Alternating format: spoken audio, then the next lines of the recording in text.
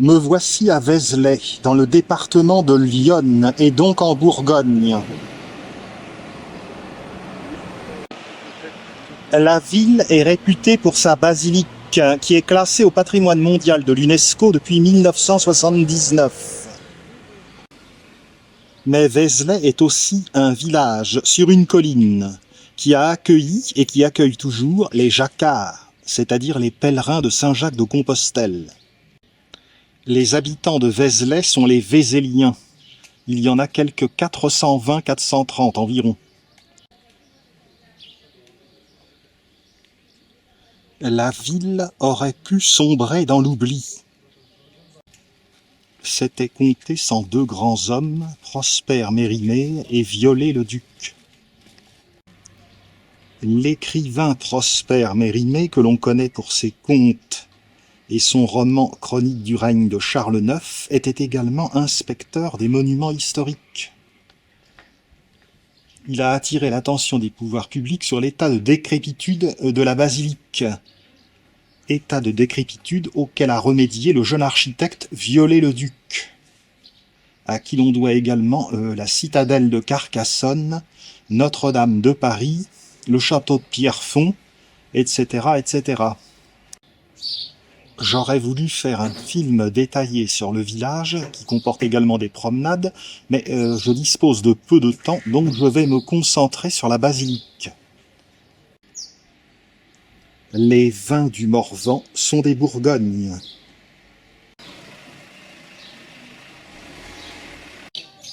Voici une vision très particulière du roi chevalier. C'était sûrement un jour où il avait une humeur de dogue. 15 heures, La rue principale du village monte progressivement vers la basilique. Il faut savoir que ce village, qui n'a plus aujourd'hui que 420-430 habitants, accueillait jusqu'à 10 000 pèlerins, 10 000 jacquards en route vers Saint-Jacques-de-Compostelle. Si l'on imagine que cette montée vers l'édifice religieux est une sorte de calvaire, eh bien c'est un calvaire très doux.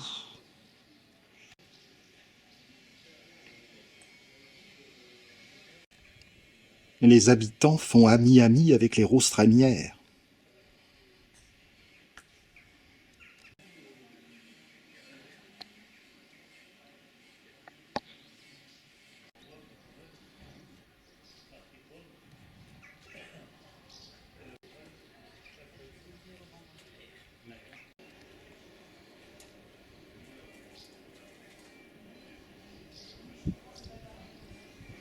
Le village est bâti sur une colline, au bas de laquelle coule la Cure.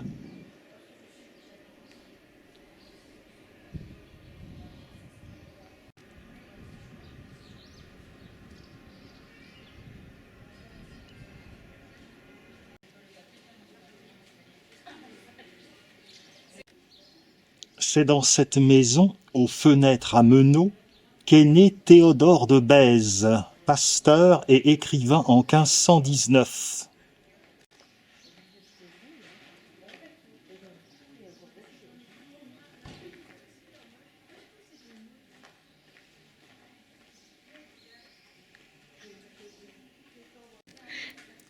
Un écrivain dont on connaît peut-être encore le nom, mais dont les œuvres nous échappent quelque peu.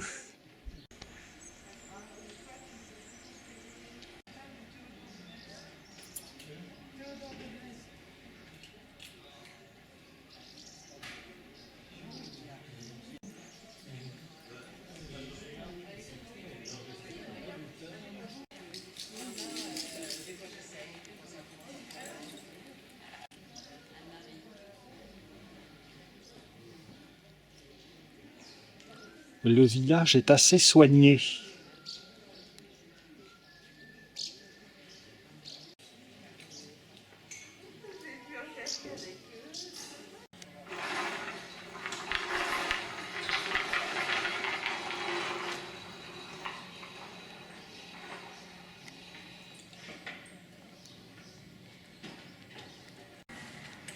À part Théodore de Bèze, plusieurs hommes célèbres ont habité à Vézelay, Max Paul Fouché, Romain Roland, Georges Bataille. On trouvera leurs maisons dispersées par-ci par-là.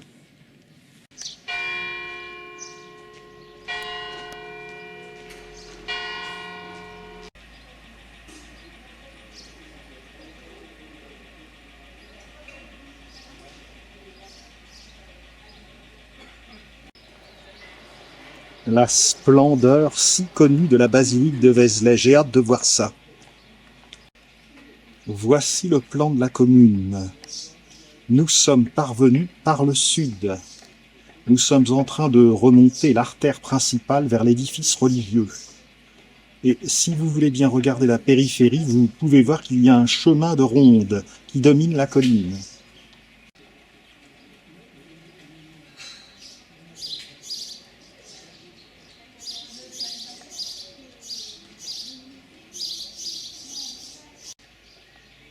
Pan de bois.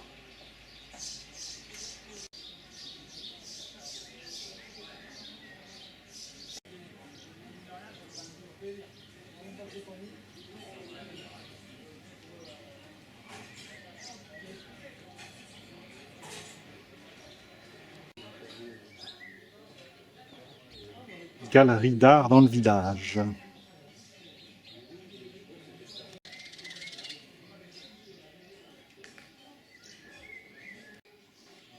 Étrange, on approche de la basilique et il y a moins de monde.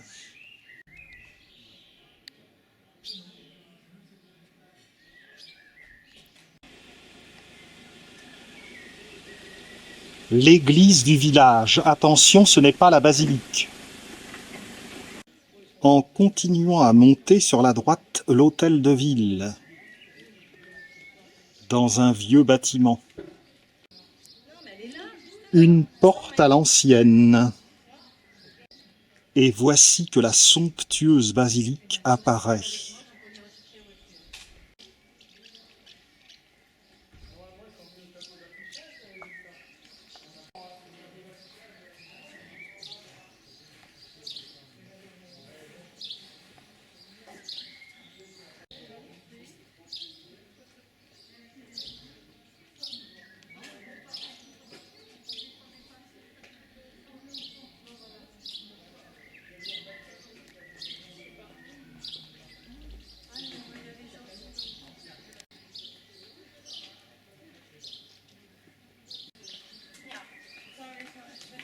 Et si on a la clé de Saint-Pierre?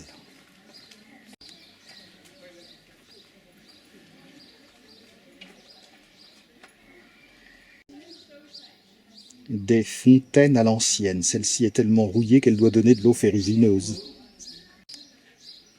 Hôtel Les Glycines. Devinez pourquoi.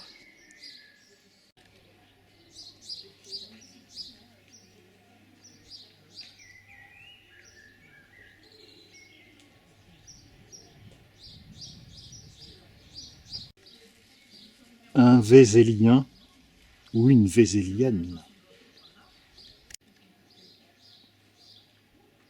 Dans le lointain, les vallonnements du Morvan. Partie septentrionale du Massif central. C'est-à-dire que c'est jusqu'à un endroit faut fontaine. Ouais, parce que sinon on peut pas monter là. Ouais. Après sinon on va se plaindre. Il faut que je les achète chez vous. Voyez-vous, j'ai dit au début que je ne voulais pas consacrer trop de temps au village, et je suis tellement pris par le charme que finalement, je dément mes propres paroles.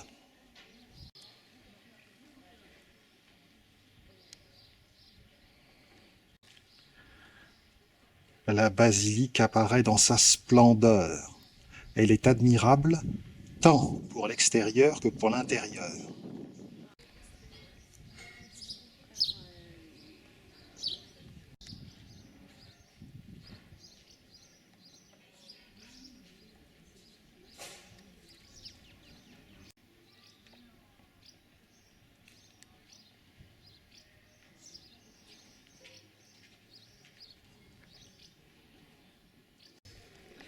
Il y a eu un monastère ici dès le IXe siècle. Plus tard, on vénérait des reliques de Sainte Marie-Madeleine. On prétendait que des miracles avaient eu lieu à l'endroit où étaient les reliques de la sainte. Les pèlerins se sont mis à affluer en nombre croissant, jusqu'à ce qu'il y ait un incendie terrible. Le 22 juillet 1120, pas de miracle. Un grand incendie éclate, détruisant la nef, faisant 1000 morts. Cependant, on a reconstruit progressivement l'édifice. Un litige existait entre la Bourgogne et la Provence concernant les reliques de Sainte Marie-Madeleine. En Provence, ces reliques se trouvaient dans le massif de la Sainte-Baume. Il fallut faire appel au pape pour décider où étaient les vraies reliques, et ce fut finalement la Provence qui a été retenue. Désillusion donc pour Vézelay, les pèlerinages s'espacent, diminuent, et la ville perd de l'importance. En 1791, l'édifice, presque en ruine, était devenu l'église paroissiale. Au XIXe siècle, Prosper Mérimée, fort heureusement, est intervenu, comme je vous l'ai dit. En 1840, le jeune architecte Viollet-le-Duc, qui n'a pas encore 30 ans, est engagé pour restaurer l'édifice. Il mettra 19 ans pour le faire. La reconstitution de la façade par Viollet-le-Duc a été faite grâce à des documents anciens qui ont été conservés. Après l'incendie du 22 juillet 1120, l'édifice avait été reconstruit dans un style roman. Mais il y eut cependant en façade un élément plus tardif gothique. Observons attentivement le fronton gothique. Dans la partie supérieure, le Christ, curieusement décapité, est couronné par des anges. De part et d'autre, on voit la Vierge Marie et Sainte Marie-Madeleine. Et encore de part et d'autre, 2 anges. En dessous, il y a 5 baies étroites, et les meneaux sont ornés de statues.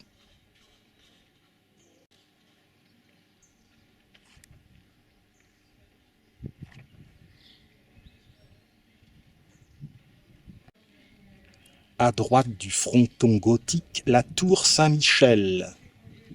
Il y avait une flèche, mais elle a été détruite par un incendie, par la foudre, en 1819. La tour Saint-Michel comporte un étage avec des baies géminées. Quant à l'autre tour, elle est demeurée inachevée. En dessous du fronton gothique, il y a 3 portails romans. Le tympan du portail central était très mutilé. Il a été largement reconstitué par Viollet-le-Duc. Nous allons le voir tout à l'heure.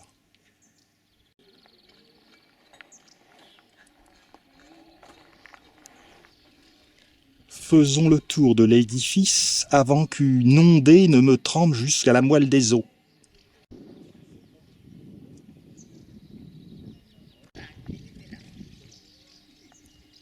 Contournons la basilique par la droite. À tout à l'heure pour les détails.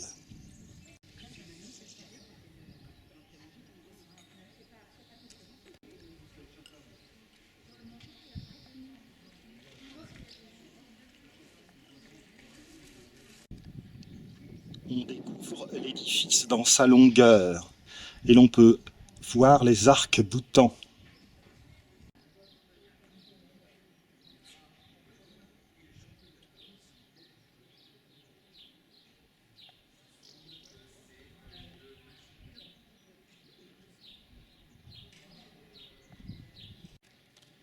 Admirez les arcs-boutants.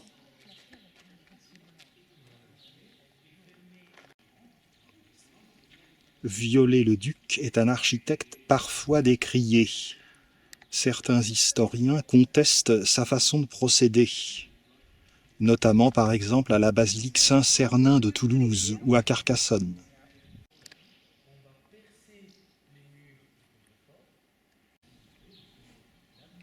La tour Saint-Antoine.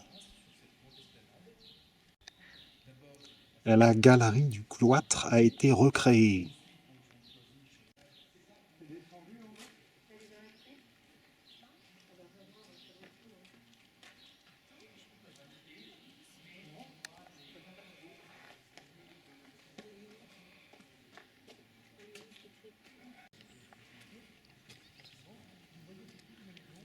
L'endroit est vraiment magique. Avant que le déluge ne nous tombe dessus, allons voir le panorama depuis les terrasses de l'ancien château abbatial. L'occasion de découvrir un panorama sur le Morvan.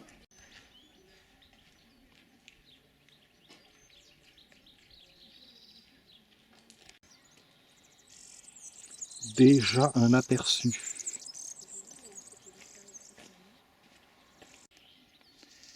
La basilique par son flanc sud.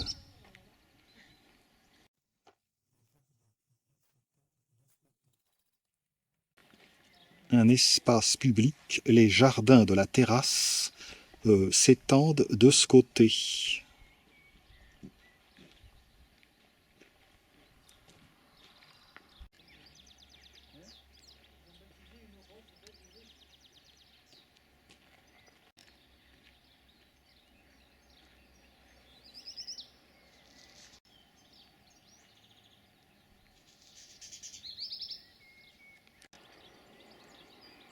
Panorama sur le village Vézelay.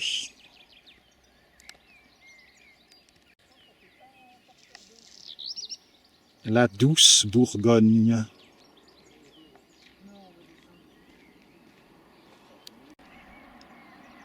Le vignoble de Vézelay.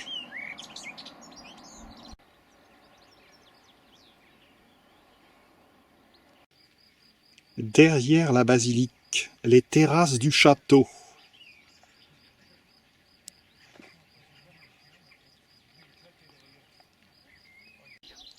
Je presse le pas pour aller voir cette terrasse avant l'inondation qui menace.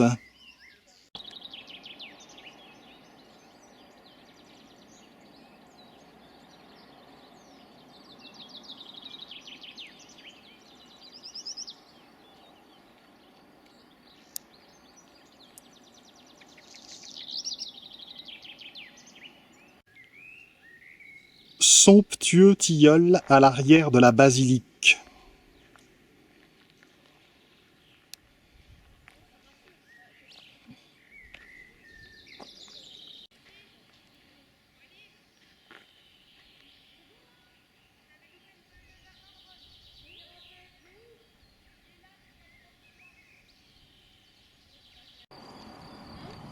Dans la vallée de la Cure.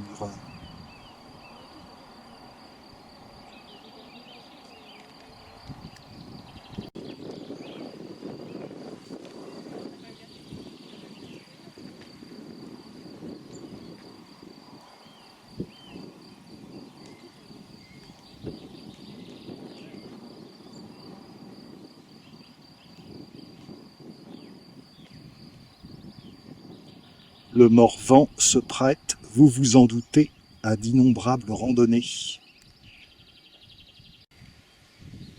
À présent, regagnons la basilique, l'heure tourne.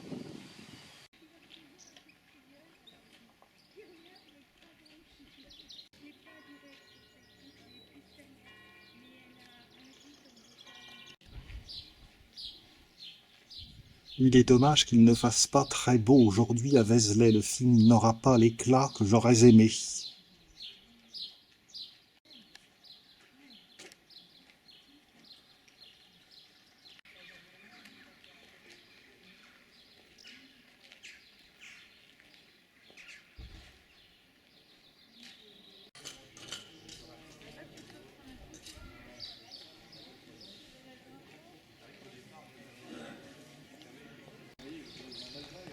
Observons le portail central avec son tympan qui a été décrassé. Mais il y a encore un tympan à l'intérieur, dans l'avant-nef. Le Christ est en majesté. D'un côté les élus, de l'autre côté les damnés. Voilà ce qui m'attend. Mais le démon ne se doute pas que je vais lui donner une bonne trempe. Ah oui, oui, oui, oui, ouais, voilà. Oui, oui, pour donner une batterie. Pénétrons dans l'avant-nef.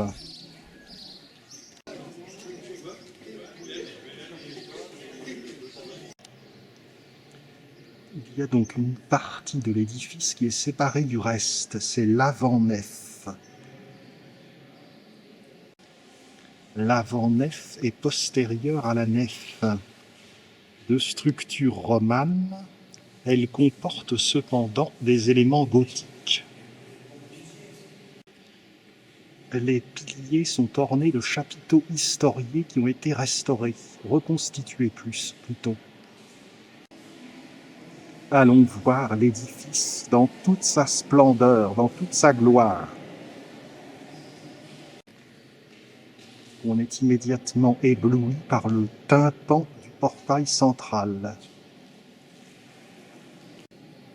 Et oui, car dans cette basilique, voyez-vous, il y a deux tympans. Il y a le tympan du portail extérieur et il y a le tympan de l'avant-nef. Le Christ trône, il étend la main vers ses apôtres. De ses stigmates rayonne le Saint-Esprit. Dans les voussures, les peuples évangélisés. Au pied du Christ, mais assez peu discernable, Saint Pierre et Saint Paul accueillent les peuples évangélisés.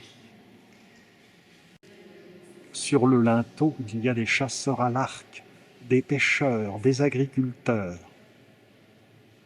des géants, des pygmées, des hommes à grandes oreilles dont l'un a le corps couvert de plumes.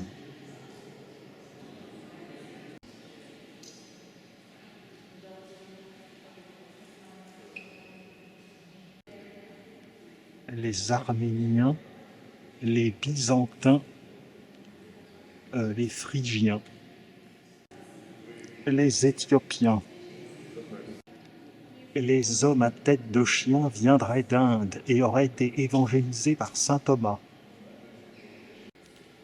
Des lépreux guéris, des paralytiques guéris.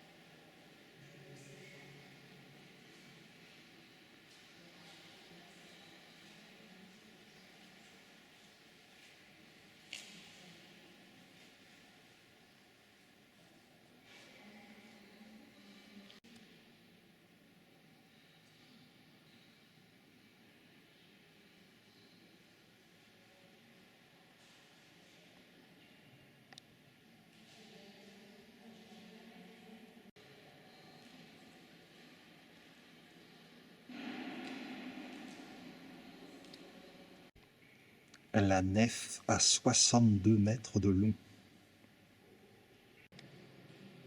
Après l'incendie du 22 juillet 1120, l'église a été reconstruite justement de 1120 à 1135. Il y a 10 travées, une travée étant un espace entre deux colonnes, deux piliers. Chose inouïe, les claveaux alternativement clair et foncé, montrent une influence musulmane. Et c'est vrai qu'en pénétrant dans l'édifice, je pensais irrésistiblement à Cordoue, curieusement.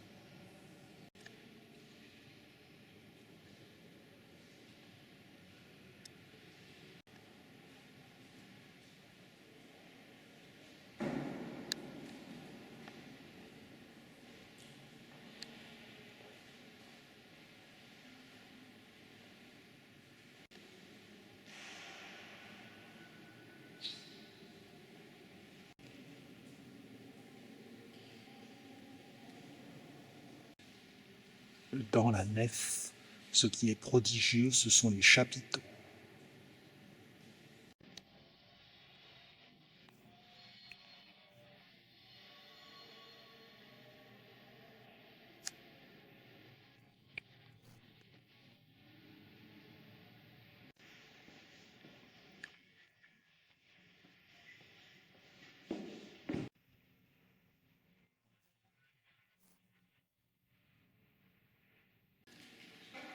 La luxure et le désespoir.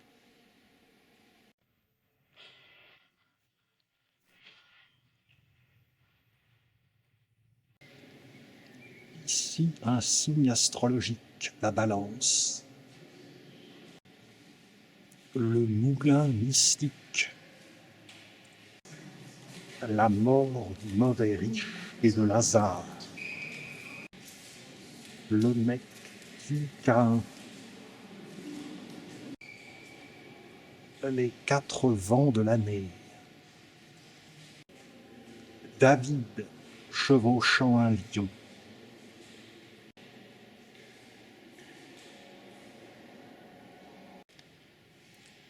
Saint-Martin écarte un arbre dont la chute le menace.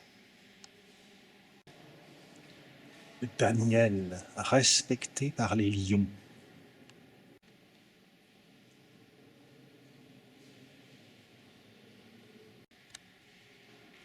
Lutte de l'ange et de Jacob.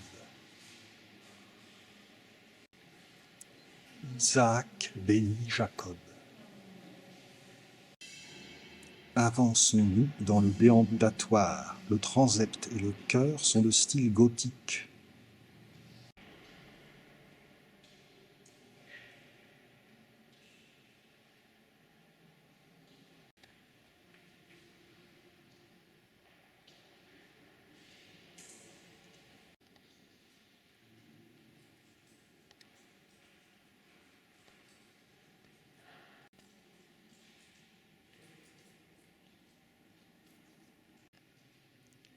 Les chapelles, tout autour du déambulatoire. Tout a été blanchi et restauré récemment, en 2016.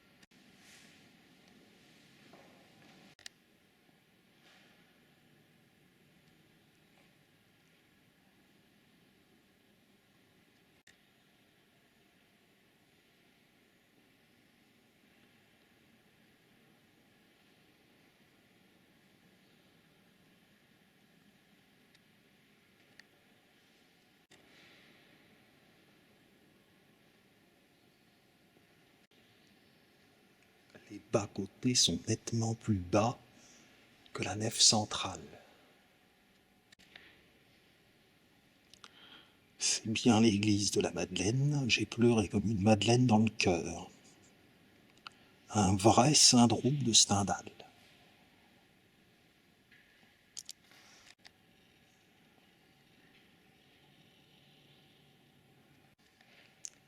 Saint-Pierre délivré de prison.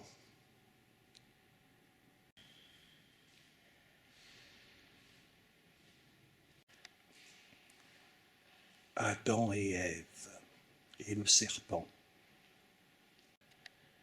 Légende de saint Antoine. Exécution d'Agag.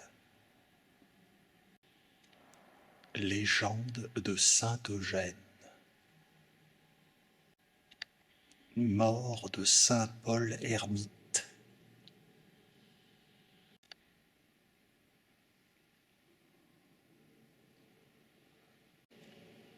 Moïse et le veau d'or. La mort d'Absalom. David et Goliath. Meurtre de l'Égyptien par Moïse. Judith et Holoferne.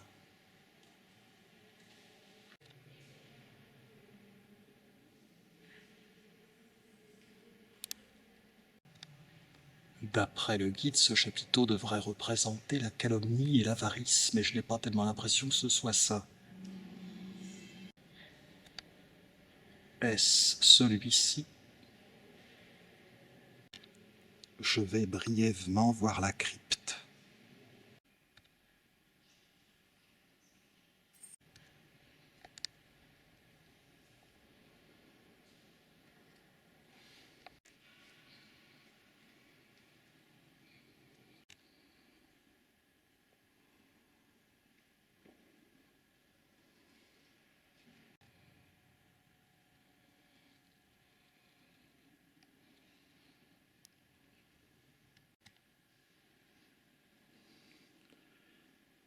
Et voici des reliques de Sainte Marie-Madeleine.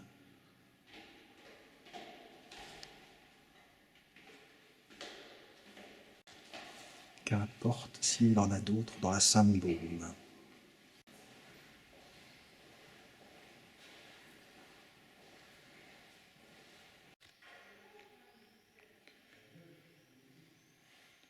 Sur le côté, la salle capitulaire.